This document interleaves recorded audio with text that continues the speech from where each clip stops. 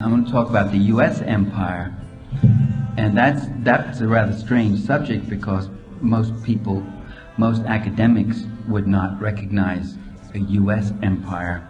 I mean, there was a British empire, a Roman empire, a Soviet empire, but a U.S. empire, that seems just too strange. But when you think about it, the United States today maintains the largest global military apparatus in the history of humanity. In fact, the only global one. It's the only one that spans the entire globe. The U.S. has 350 major military bases in some 80 foreign countries, along with about 800 other minor installations in various countries. It has a naval fleet greater in tonnage and firepower than all the other navies combined. It has it's nuclear armed, this fleet. It sails every ocean. It makes port on every continent, just about.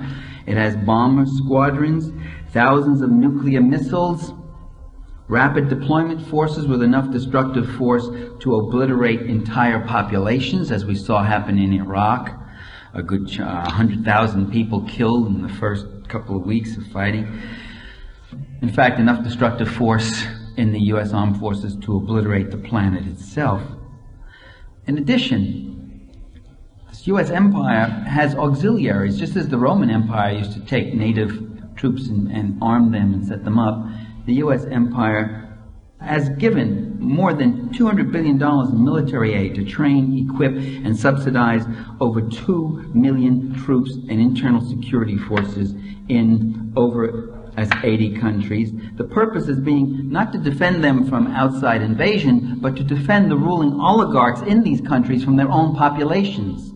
Among the recipients of U.S. military aid have been some of the worst murderers and military autocracies on earth, such as Turkey, Zaire, Chad, Morocco, Kuwait, Indonesia, and others too numerous to mention. Haiti, before Aristide and after Aristide. Over the past 4 decades, the U.S. launched or assisted in the overthrow of popular governments in Guatemala, Guyana, Brazil, Chile, Uruguay, Greece, Argentina, Bolivia, and Haiti in '91, and numerous other countries, and then supported the conservative military autocracies that replaced them. Well, now, if a goal of U.S. foreign policy is democracy, how do you serve the cause of democracy throughout the world? By overthrowing so many democracies. And why did you overthrow them? The U.S. national security state, we're going to answer that question. That's not a rhetorical question. That's not a scold. That's a question to be analyzed. The U.S. national security state has participated in covert actions or brutal mercenary wars against revolutionary governments in Cuba, Angola, Mozambique, Nicaragua, Cambodia, East Timor, Western Sahara, South Yemen, and elsewhere, often with dreadful devastation and loss of life for the indigenous populations. 1/6 of Mozambique's land is cultivated today. In other words, 5/6 of the cultivated land has been wiped out or uninhabitable, made unsafe because of Renamo and the murderers. In Angola, literally hundreds of thousands have died. 1.5 million people have died in Angola in a CIA-sponsored war. Almost 200,000 have died since that very last election, which UNITA would not recognize because they ran the election, they lost it, and they went back to fighting. Almost 200,000 people. You don't hear about that in the media. We hear about Bosnia. Bosnia is almost a sideshow compared to the kind of killing that's going on in Angola. And there's a reason why you don't hear about it, is because Angola is a U.S.-sponsored war. And so you don't hear about all the people that are being killed in our free and independent media. Hostile actions by the U.S. leaders have been directed against reformist governments in Egypt, South Yemen, Lebanon, Peru, Iran under Mossadegh, the Congo under Lumumba, the Fiji Islands, and you can go on.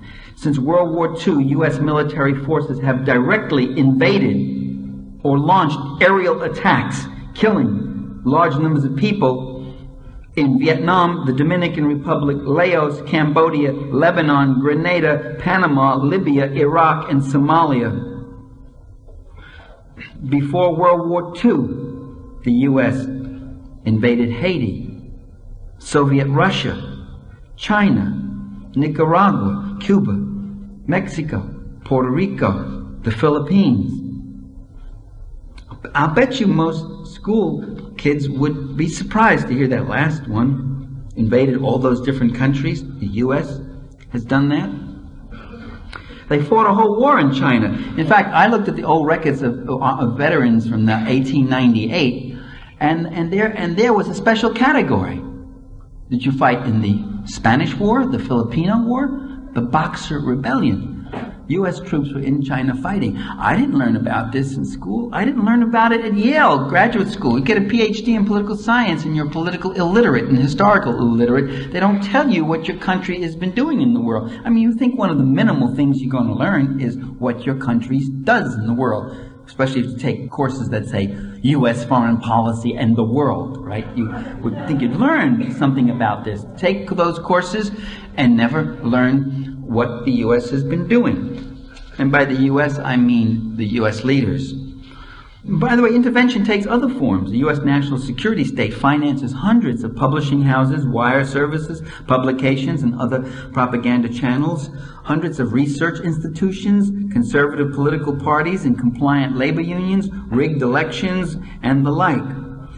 Why? Why does a professedly peace-loving nation find it necessary to use so much force, violence, and manipulation against so many peoples in so many places? And what's been the cost to the U.S. population itself? That is the question that informs my talk tonight. The nations that feel the brunt of U.S. intervention are not randomly selected. Generally, intervention is directed against governments that have sought to establish political economic independence. Governments that have either tried to drop out of the global free market capitalist system or within the confines of it tried some kind of independent development and redistributive politics. By redistributive politics, I mean that they took some portion of the gross national income and redistributed from column A to column B. From the people in column A, that 2% that live off interest and dividends and land royalties and rents, to the people in column B, the other 98% who live off wages, salaries, commissions, fees, and pensions. And those are the governments. Those governments that have pursued that kind of policy are the ones which have been targeted for U.S. intervention. It could be a populist military government, as in Panama under Torrijos and Noriega, or in Egypt under Nasser. It could be a Christian revolutionary one, as in Nicaragua under the Sandinistas. It could be a social democratic popular front government, as in Chile under Allende, or in Greece under Papandreou back in the 1960s. It could be a Marxist-Leninist one, as in Cuba or North Korea or Soviet Union. It can be an Islamic revolutionary government, as in Libya under Gaddafi. Even a conservative militarist government, as in Iraq under Saddam Hussein. I mean, Saddam Hussein was CIA. I mean, who do you think brought him in and got the king out of Iraq? It was the CIA. But he got to be a little too nationalistic. He started to get out of line on oil prices and oil quotas. The goal of U.S. global policy is to make the world safe for the Fortune 500. The purpose is not just to protect direct investments. I mean, there was very little direct investment, U.S. investment in Vietnam, for instance, or in Soviet Russia back in 1920 when the U.S. invaded with 12 other countries. It's to protect the overall global capitalist system. Take the case of Grenada. I remember saying to an acquaintance, I said, why doesn't Reagan invade Grenada? I mean, here's a little revolutionary country of 102,000 people. It's perfectly helpless, and he's a bully, and he would take it, and it's trying a revolutionary course. And then I came to the conclusion, and it was foolish of me to say this, I said, oh, it's too small. It's ridiculous to go take U.S. forces and invade. And I didn't realize that nothing's too small for Ronald Reagan. And sure enough, he invaded Grenada. Well, what's the purpose of it? Capitalism would not collapse if Grenada remained revolutionary. And Reagan was right. It wasn't a matter of direct resources that you needed from that country. He said, nutmeg is not the question. I mean, that was Grenada's biggest export. We could get perfectly good nutmeg from Africa. You don't need Grenada's nutmeg. So why did they invade Grenada? They invaded Grenada because they were serving notice to the people of the Caribbean and to the people of Latin America and to the people of the world that you cannot drop out of your client state free market system. That if you try to take an independent source, and that if you use your land, your labor, your resources, and your capital, and your markets in a different way, in a collectivist way, if you use them to benefit the needs of your people rather than to be milked like a cow for foreign investors or whatever else, if you do that, this is what's going to happen to you. And the rest of the Caribbean got the message. The same reason Indonesia invaded East Timor. There may be oil in East Timor, or there may not. But the thing that there was a revolutionary government that was trying to effect these kinds of social changes. And this counter-revolutionary policy prevails regardless of the party or personality that's in the White House. Whether it's a Democrat or a Republican, it doesn't matter. This policy obtains. The present leader, as you know, Mr. Clinton, was a member of the Trilateral Commission, a member of the Council on Foreign Relations, and a member of the Bilderberg Conference. I mean, he's right in there in the national security state policy elite circles when he came into office.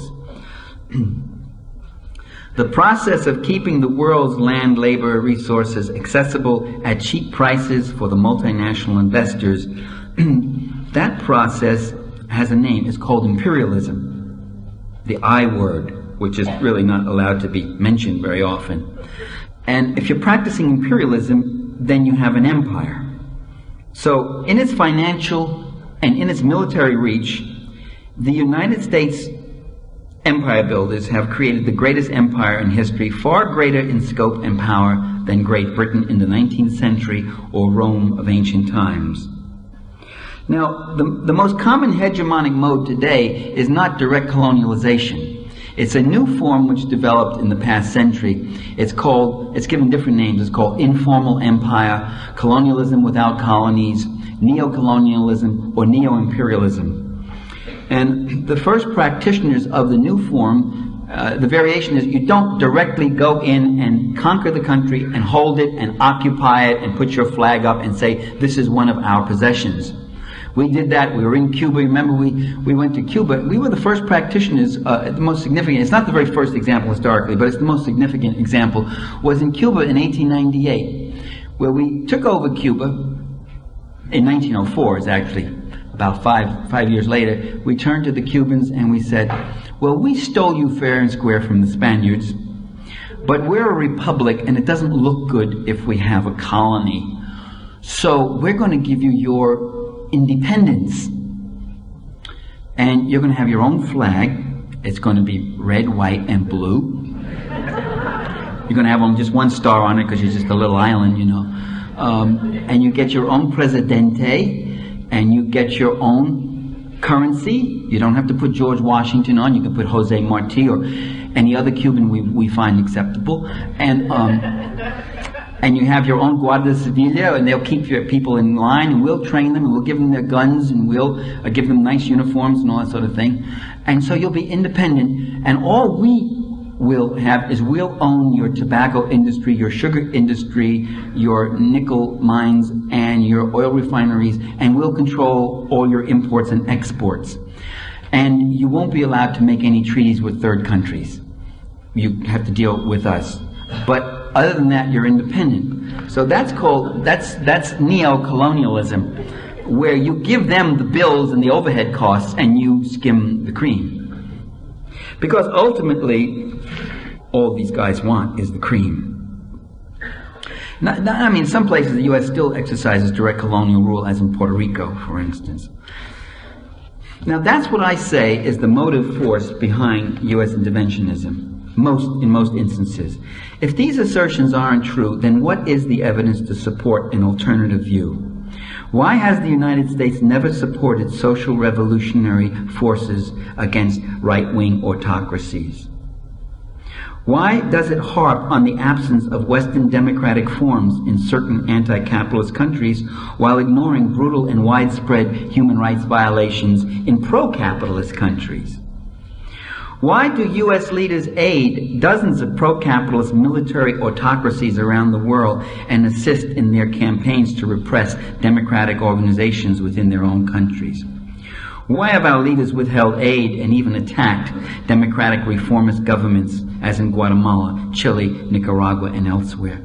Why has the United States overthrown more than a dozen democratically elected reformist governments in the last 40 years, and an almost equal number of left populist regimes that were making modest moves against the prerogatives of corporate capital? Why did it do these things before there ever was a Soviet Union? And why does it continue to do them even after the Soviet Union and most other communist powers have disappeared? Why has it supported and collaborated with narcotics traffickers from Laos to Afghanistan to Guatemala, while conjuring imaginary drug dealings in Cuba? Why has it shown hostility toward every anti-capitalist party, movement, or government, including ones that play by the democratic rules and have persistently sought normal diplomatic and economic relations with the USA?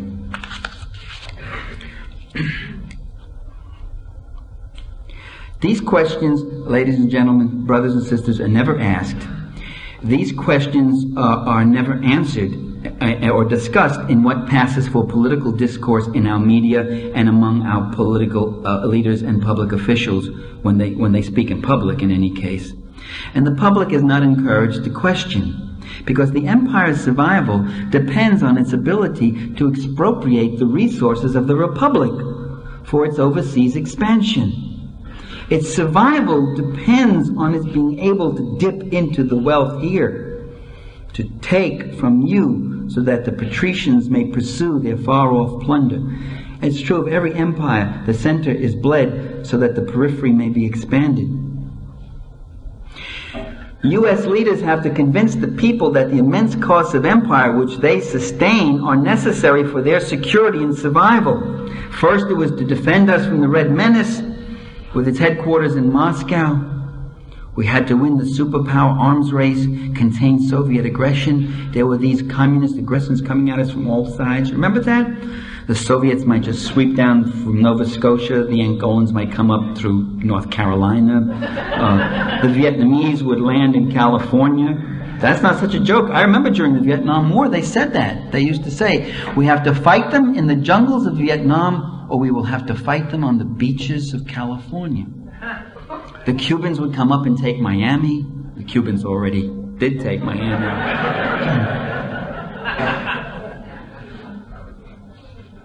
Now, with the Soviet Union gone, our leaders assert that there are a host of other adversaries, other ones who were ready to pounce on us, who apparently had been overlooked just a few years ago.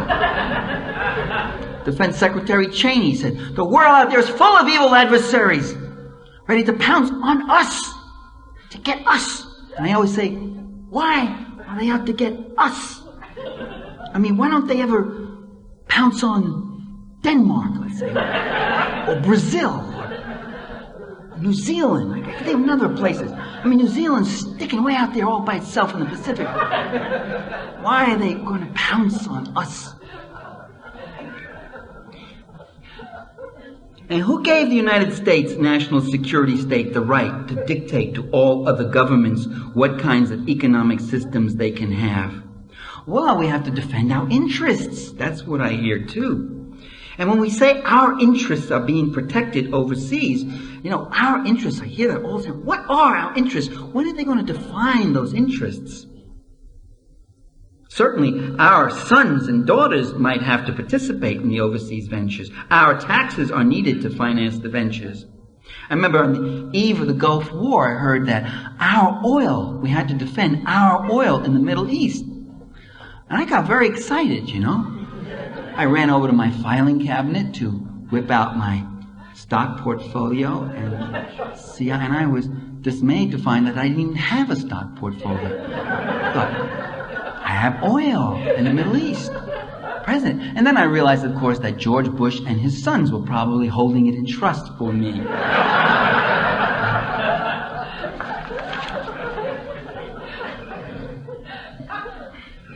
When third world peoples, through nationalization or revolution or both, take over the oil in their own land, the copper in their own land, the tin, the sugar, whatever else, It doesn't hurt the interests of our people. They'd be willing to sell it to us. And at prices, incidentally, that'd probably be a lot more reasonable than what the corporate 500 sells it to us about. Nationalization won't hurt us, but nationalization certainly would hurt the multinational conglomerates who believe that they, and only they, should control and own and refine and market and get rich off these resources. We're made to believe that the people of the United States has a community of interest with the giant corporate investors. In fact, the national policies of an imperialist country reflect the interests of that country's dominant socioeconomic class. Class, I'm arguing, class rather than nation-state, is often the crucial unit of analysis in the study of imperialism. And if you understand that, you avoid the mistakes of a lot of liberal writers who repeatedly point out, for instance, that empire costs too much, that it's irrational. It's been pointed out that from 1950 to 1970, the U.S. government gave the Philippines $3 billion in aid, when the U.S. has only $1 billion of investments in the Philippines. You see, it's irrational. It costs more than what we're getting back. That's the liberal view. Now, if you think with Marx, if you think in terms of class, you understand that that's not irrational at all. Because the people who are paying the $3 billion are not the same people as the people who have the $1 billion investment. The people who are paying the $3 billion are us. And the people who have the $1 billion investment are Exxon and ITT and IBM and General Dynamics and General Motors and General Electric and all the other generals. And they'll spend $3 of your money to protect $1 of their money. They'll spend $4 of your money, $5, $6. In fact, when it comes to protecting their money, your money is no object.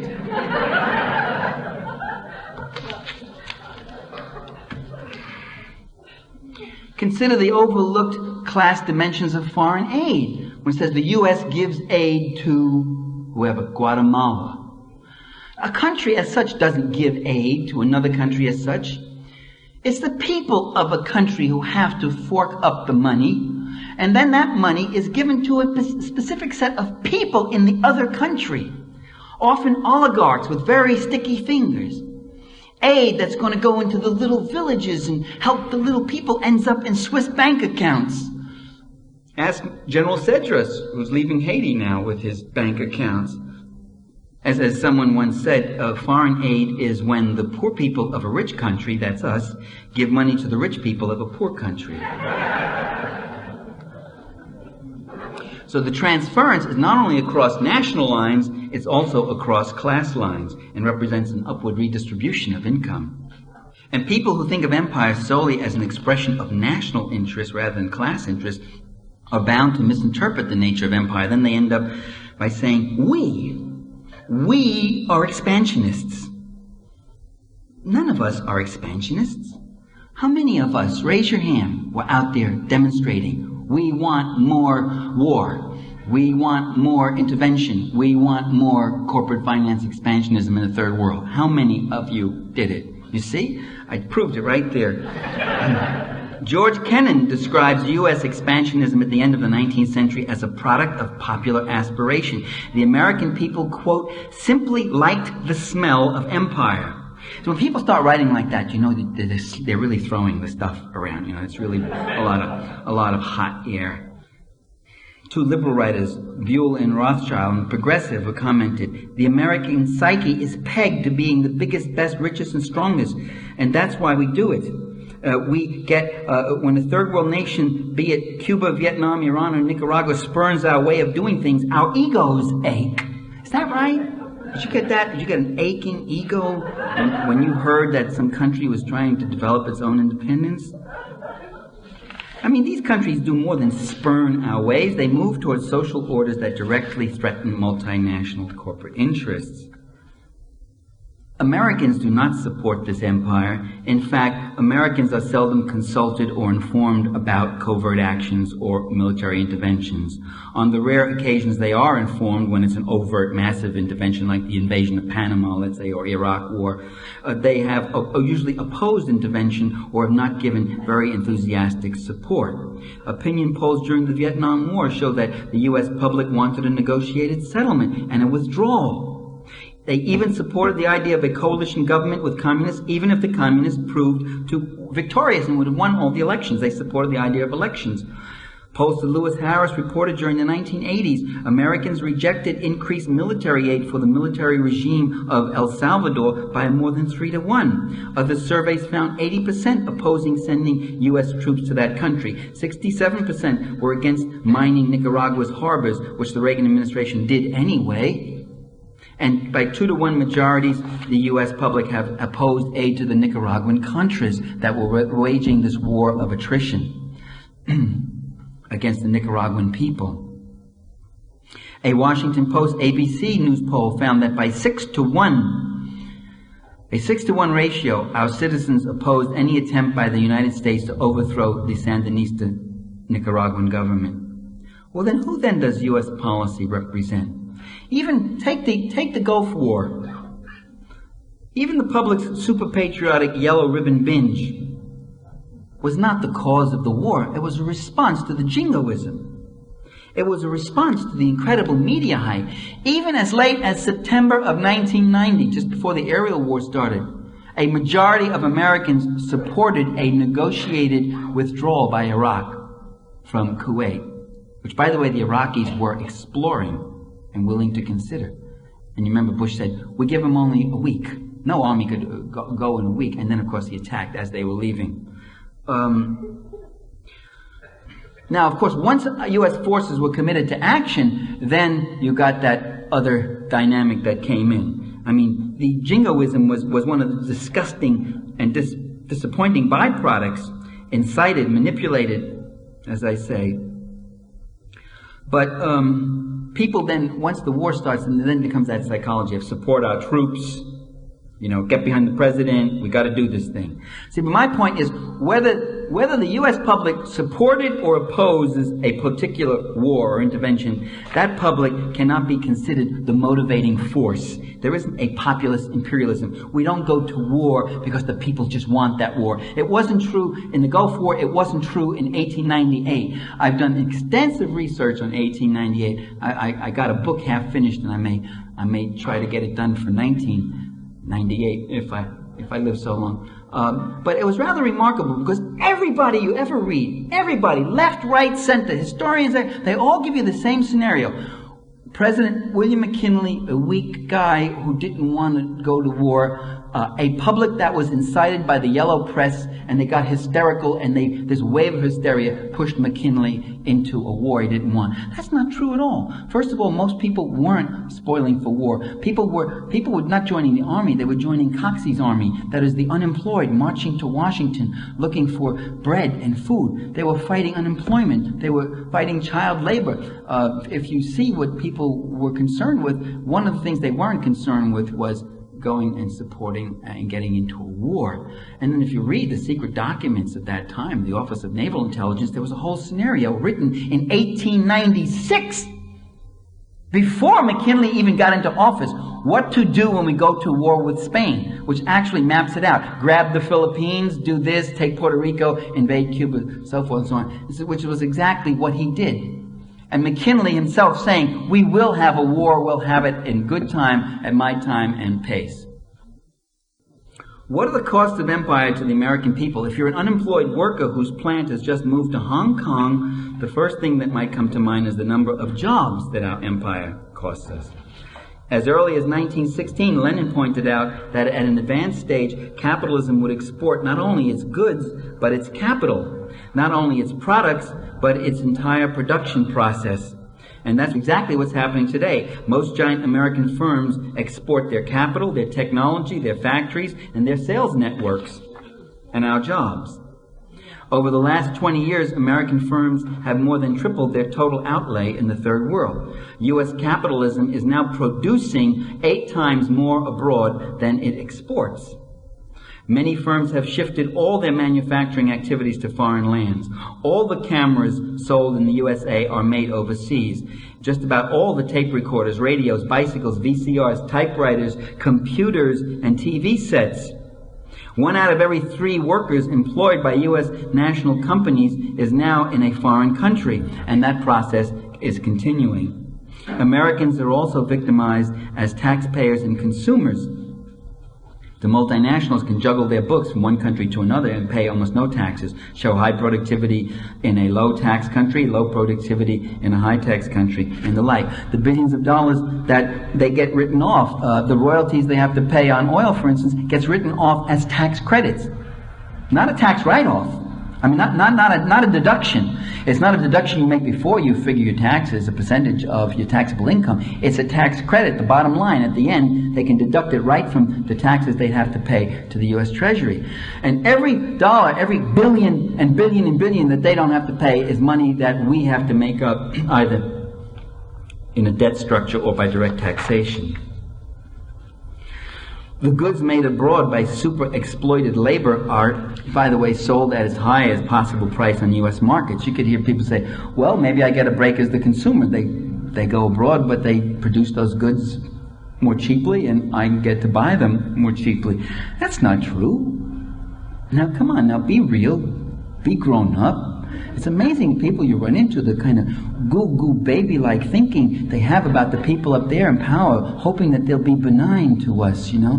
Maybe they're doing this for me. They're doing it for you? You think they went all the way to Indonesia for you?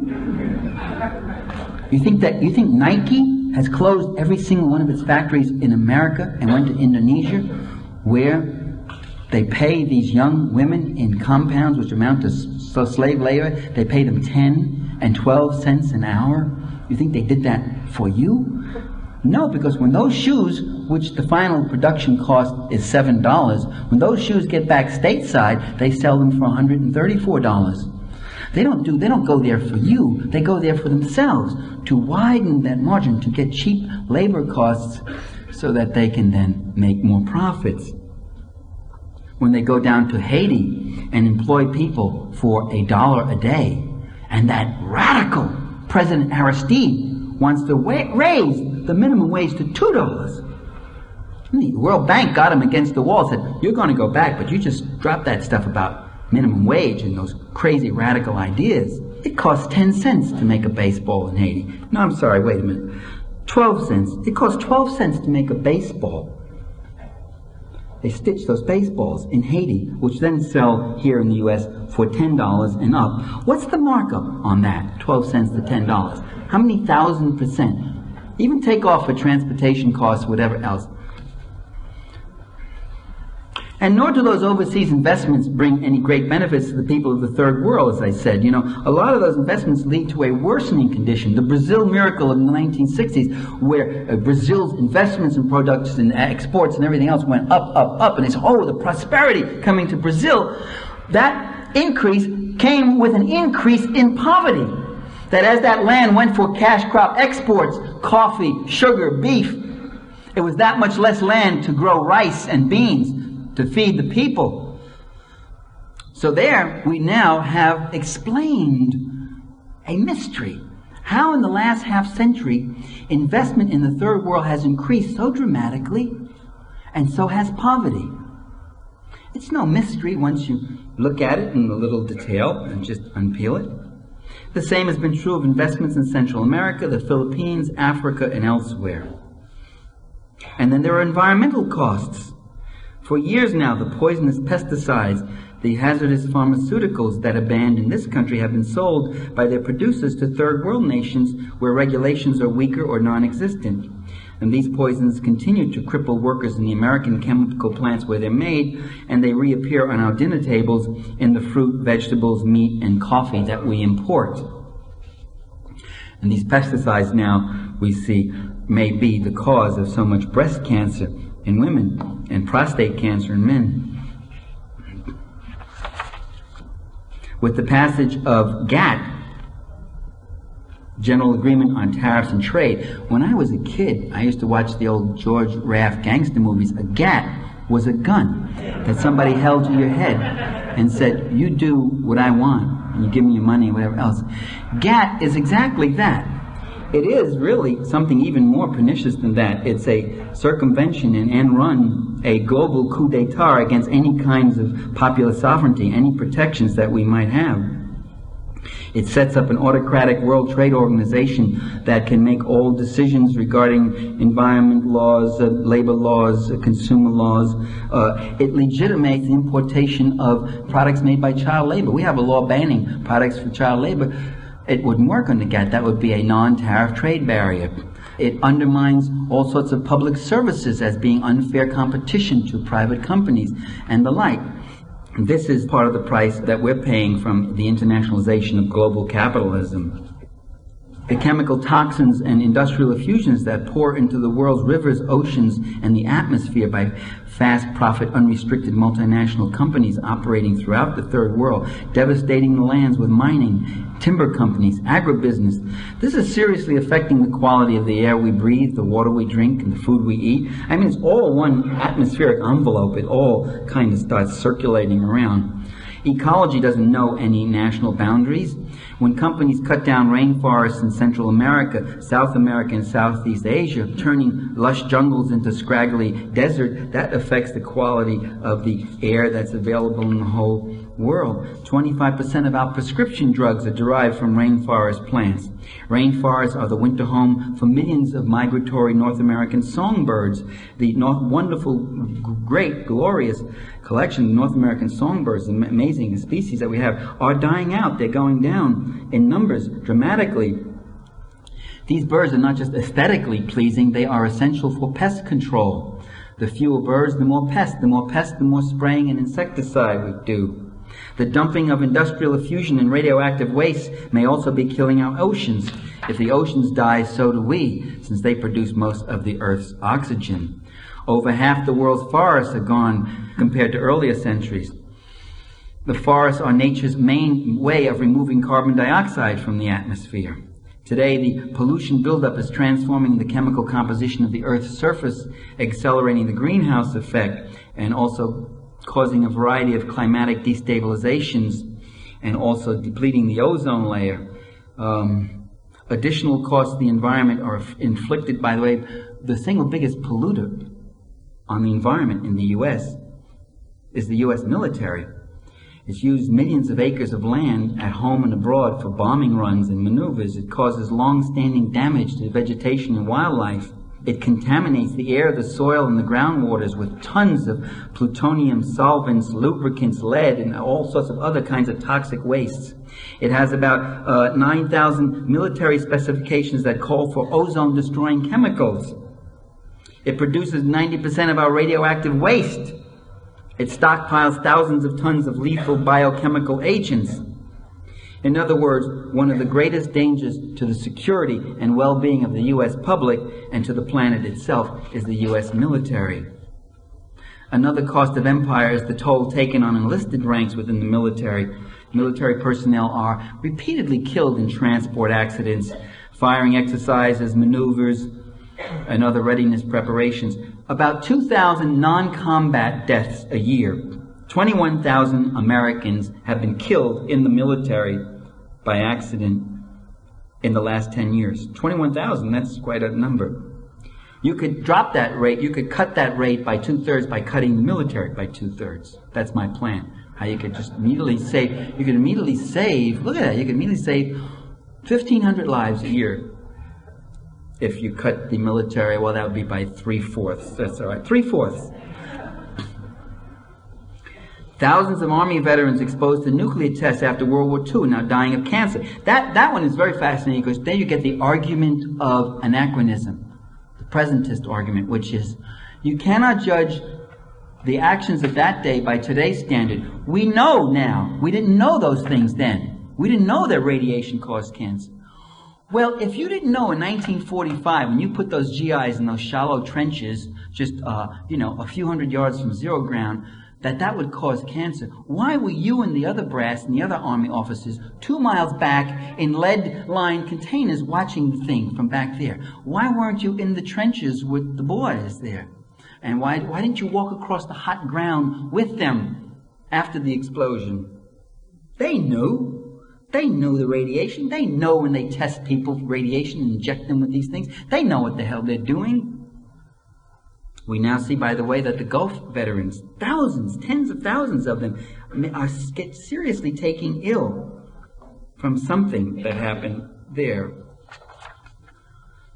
There are other ways the empire fights back. The narcotics that victimize whole segments of our population are shipped in through secret international cartels linked to CIA operatives. The CIA was active in the Golden Triangle in Southeast Asia in the narcotics trade. They actively supported the Mujahideen in Afghanistan, who were the biggest, today now the biggest exporters of opium and heroin from Afghanistan, the so-called Mujahideen freedom fighters. And also from Latin America, the cocaine, the CIA is implicated. That's not a conspiracy theory. That's not some coup. There are at least 3 congressional committees that have found, including Senator Kerry's committee, that have found that CIA operatives in substantial numbers have been involved in narcotics trade. And you got these pilots who are going back and say, yes, Senator, I flew down with a plane load of guns and I came back with a plane load of cocaine. And I had no trouble getting in. And there's maybe 400 or 500 planes that come in every year. And say, well, it's such a vast frontier. How could we stop these planes? The sky is so vast. Who knows where they're going to land? Can you imagine, Dick Gregory said, can you imagine if there were 500 planes of Russian spies coming in every year? They wouldn't be able to stop them or find them? The cost of the Vietnam War. Let me just give you this example. Including veterans' benefits in hospitals, interest on the national debt, and the like, comes to $518 billion. The economist Victor Perlo pointed out, by the end of the Vietnam War, inflation had escalated from 1% a year to 10%. The national debt had doubled. Unemployment had doubled. Real wages started on their longest decline in modern history, American history. The U.S. export surplus gave way to an import surplus. And so the Republic pays for the costs of the empire. There were human costs, too, in Vietnam. 2.5 million Americans had their lives interrupted. Many of them came back very shattered, very broken. 48,000 of them came back in bags. 300,000 were wounded, a good number with 100% disability. 55,000 have died since returning home because of suicides, addictions, alcoholism, etc. Tens of thousands have attempted suicide. African American and Latinos paid a disproportionate cost, suffering almost twice as high a rate in combat casualties. And that's no accident. That's not because the African American and Latino soldiers just had to pick up the gun and run ahead of everybody else. It's because they were put up in the most dangerous positions disproportionately. And also because they were in the army disproportionately. It's a economic conscription. It's a voluntary army, but it's economic conscription. Who goes in? It's the guys who don't have many economic opportunities elsewhere, so they end up in the army. It's about the best break they can get, and that's why the casualties of those 2 ethnic groups were so high. Military spending has created record deficits, a runaway national debt that causes the government to borrow more and more money in shorter terms and growing interest, so you go deeper in debt just in order to service the debt. Almost 50% of every tax dollar we pay now goes for military spending and paying the interest on the national debt. I mean, you don't get anything for it. A debt that's paid to rich creditors at home and abroad. The U.S. used to be the biggest creditor nation. It is now the largest debtor nation after the Ronald Reagan, between Reagan, Bush, and Slick Willie, it's been good $4 or $5 trillion have been spent on the military. An incredible spending binge. Most of our financial woes can be ascribed to military spending and also to the cuts initiated on behalf of rich corporations and individuals over the last 10, 15 years. Greatest sums are spent for the development of the Navy's submarine rescue vehicle than for occupational safety, public libraries, and daycare centers combined in all of U.S. federal spending. The cost of military aircraft components and ammunition kept in storage, just the stuff that's kept in storage by the Pentagon, not used, is greater than the combined allocations made on behalf of pollution control, conservation, community development, housing, occupational safety, and mass transportation. The total expenses of the legislative and judiciary branches and all the regulatory commissions come to less than 1% of the Pentagon's yearly budget. Newt Gingrich, to really make you feel miserable. Newt Gingrich has got a great plan. They propose to cut the entire Food Stamp Act, $25 billion. The Women's, Infants, Children Nutrition Program, the best dollar the federal government spends for very poor families, where you prevent malnutrition and you prevent children being born malnutritioned and brain damaged and everything else. We probably end up saving money on it.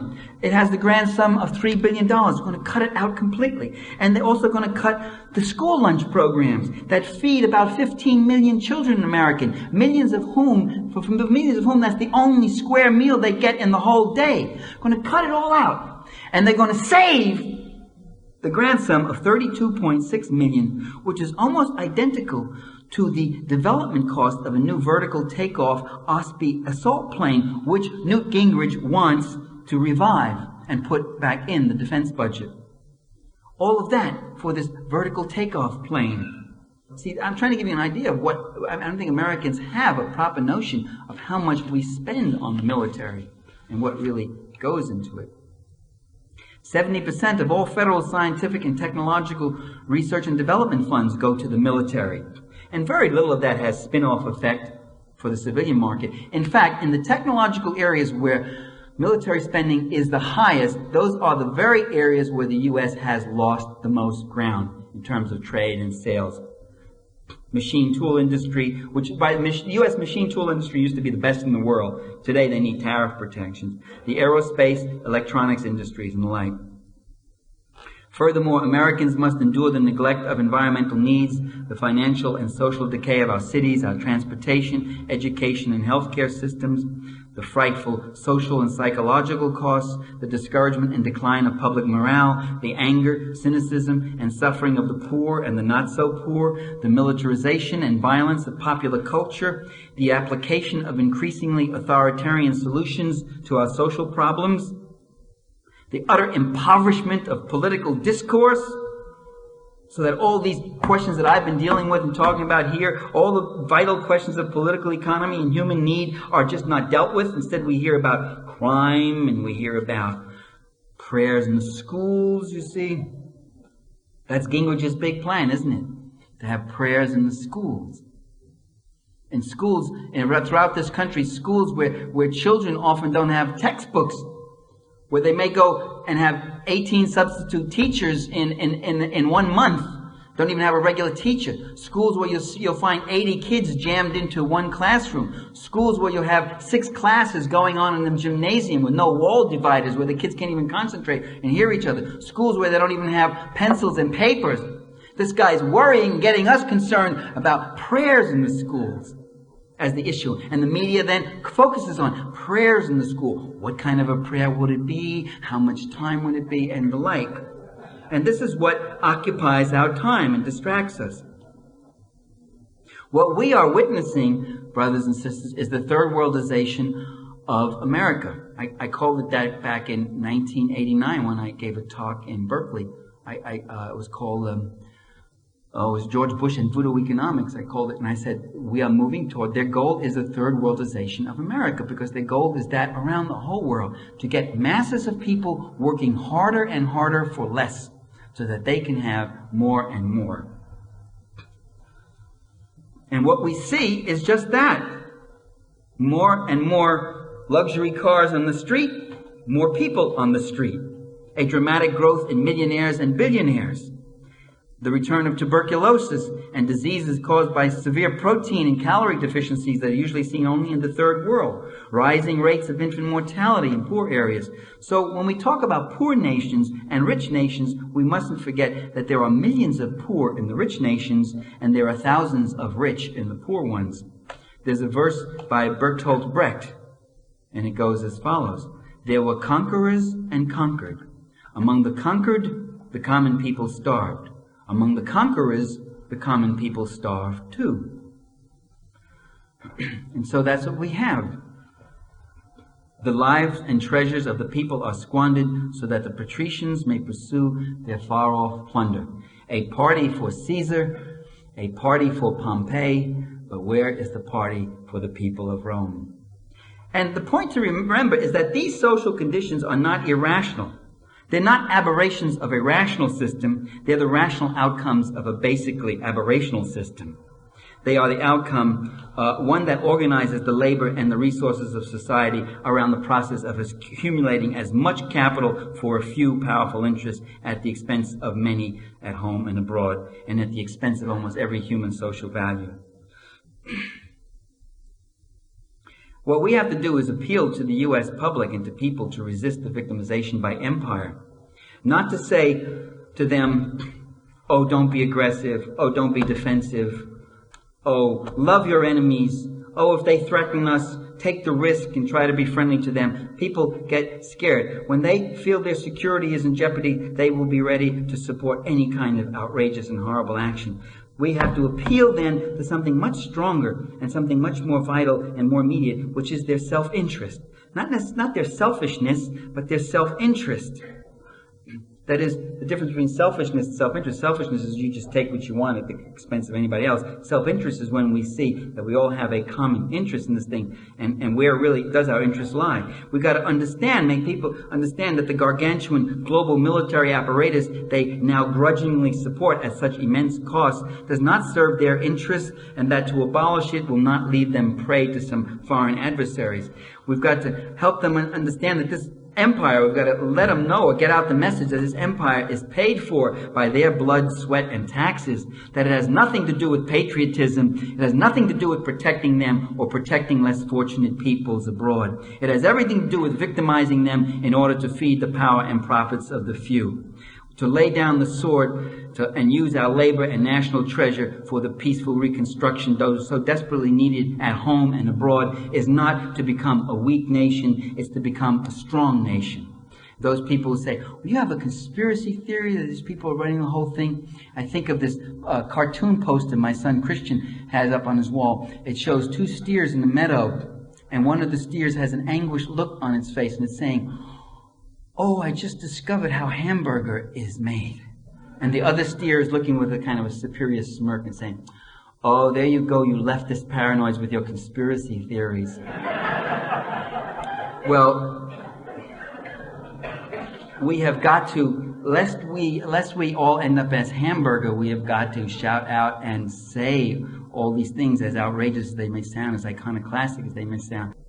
This analysis I just gave you is not a Marxist analysis, although Marx wouldn't disagree with any of it. I can't help it if reality is radical.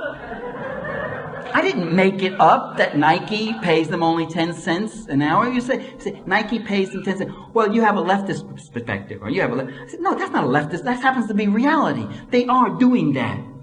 Whether you're even if you were a Rush Limbaugh ditto head, you'd have to say, yes, they're paying them 10 cents. You would say, that's very good. That's a good living in Indonesia, you know. And so there it is, you see, it's reality. Some pundits and propagandists would label our desire to move in a rational direction and a peaceful reconstruction as weakness or folly or isolationism or dangerous pacifism. But we have another name for it: to wrest the wealth and power out of the hands of the military-industrial complex and the multinational investor class and give it back to the people so that they can become the agents of their own lives and social conditions. We have another name for that. We call that democracy, the victory of the republic over the empire. Democracy, and let's have more of it. We are so desperately in need of it. Thank you, brothers and sisters.